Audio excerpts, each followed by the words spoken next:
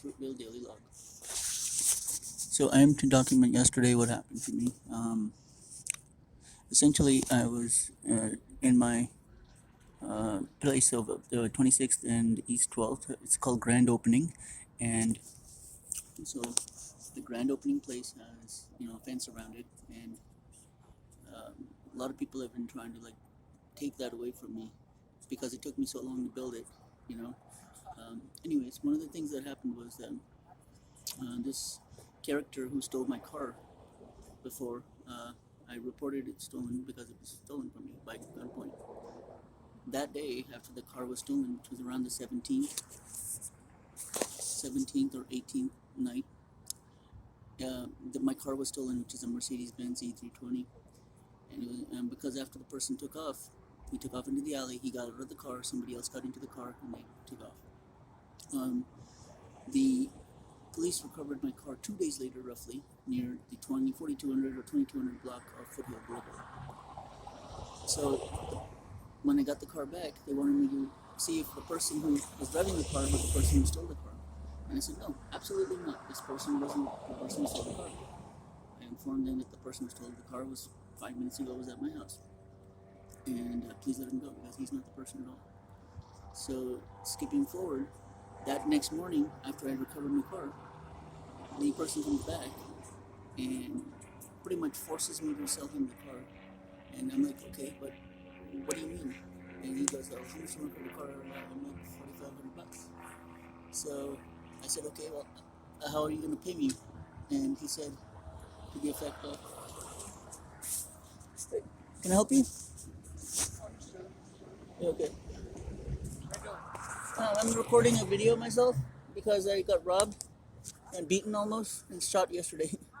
So I'm trying to figure out, huh? Me? You met me before. You remember me? Raj. How you going, man? Sorry. So yesterday. How you doing? Yeah. Oh, I'm gonna just say it right now what's happening. So check it out. So yesterday, basically the guy who robbed my car twice came back again, and he's a big person. He's a bigger man than I am, and he breaks it and he says, "Just come with me right now." And I'm like, okay. So I go with him, and because he wants to see where his vehicle was.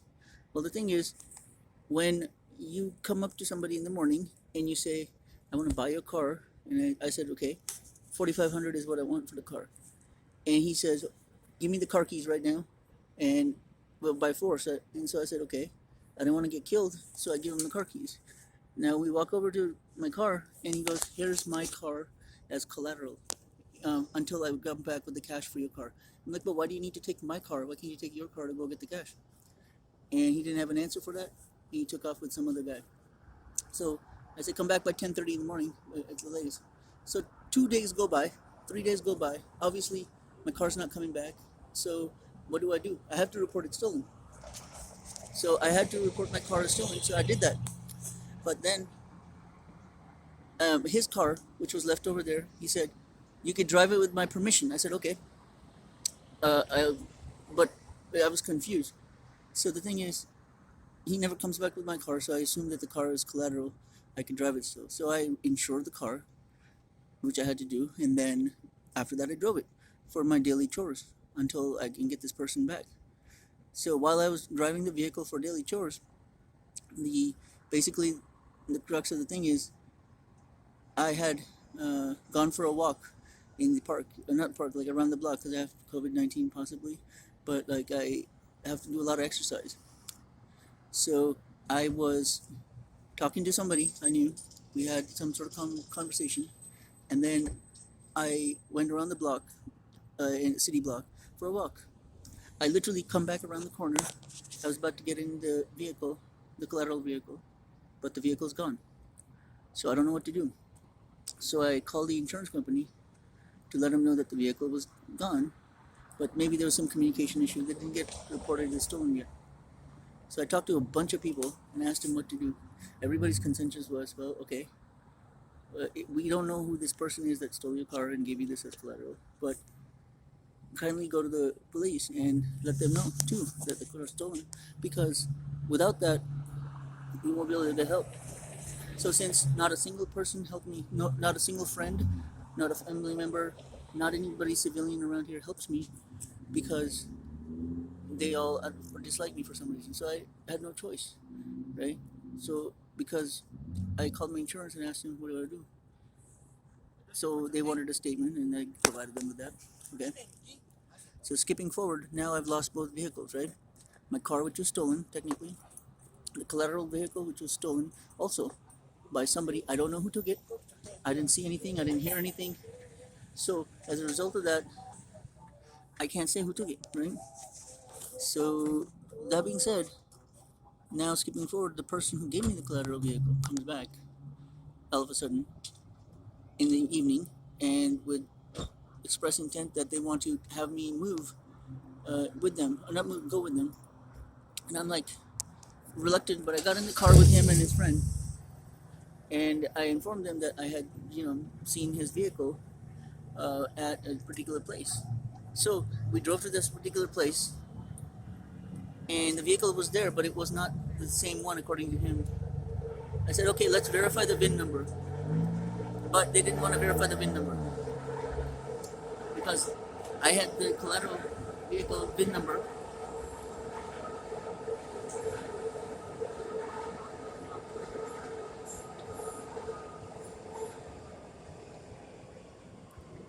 So there was a loud bark train that went overhead. Sorry about that. So the thing is, this still recording you. The thing is, he comes over. I go over the ride with them. I show him the car, but I thought it was a car. They go talk to the people, but then he's like, "Is this the car?" I'm like, "Well, it looks exactly like the one you had, and but the main thing is the VIN number on the car.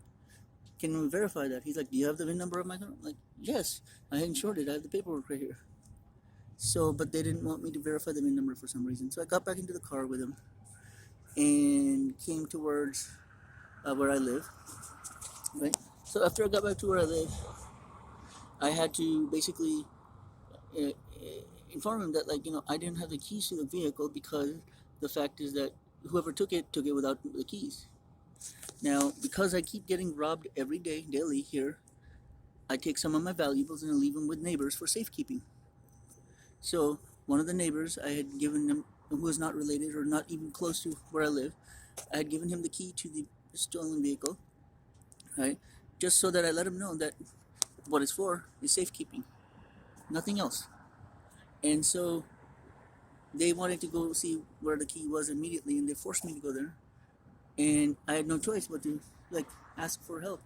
I went and knocked on the door, and the person wasn't there, but they were standing behind me. They're like, "Get the key back, get the key." I have no choice how to do that. The gentleman was not available, so it's okay. I have no, have done nothing wrong there. And then he goes, "How many cards do you have left?" I'm like, "Excuse me?" He goes, "How many cards do you have? Credit card, debit card, everything." I'm like, "Why do you need to know?" "Because I need to verify some information." "What information do you need to verify?" "Well, if I tell you, then you'll change something and it'll affect my something." I'm like, "No, what are you talking about? What do you need to know for my card?" He goes, "I need to have your card in hand." And I'm like, "What?" I'm like, "I can call the bank if you need your transactions, sure. And I'll give my information and they can do it without the card." He didn't accept that. He goes, "No, I need your food stamps card, your EBT card." And I didn't want to argue with him, but at the same time, I didn't want to sound like I was, a pushover or whatever. But it's a kind balance you have to play as a victim to get out of the situation. So I went home. As I got into my place, he followed me in. He pretty much strip searched me. He went through all my pockets. He went through my fucking backpack. Pardon my foul language. Went through my backpack. And then after that, he took my cell phone, which I had, and he took my debit card, and he forced me to give him the PIN number. And after I did that, the person then left and then said, "I'll be back later tonight," or something like that. So I was scared. I didn't know what to do. So that's where I'm at right now. Is like, that was yesterday. Then today, somebody this evening, somebody is mad at me for something I didn't do. Also, who's somewhere close by, but I'm trying to convince that person that I'm not a bad person. I didn't do anything wrong to you, but you're just having a tissy fit over me for something I didn't do. And basically, you know, Just that, as I had explained to the person, you and I were having a conversation or whatnot. Then after that conversation, I left for a walk in the park around the block. When I come back, the vehicle was gone. Does not mean you had anything to do with it. Has nothing related to it. It was just a series of events because you're my witness that I didn't take the vehicle. So I hope this helps somebody.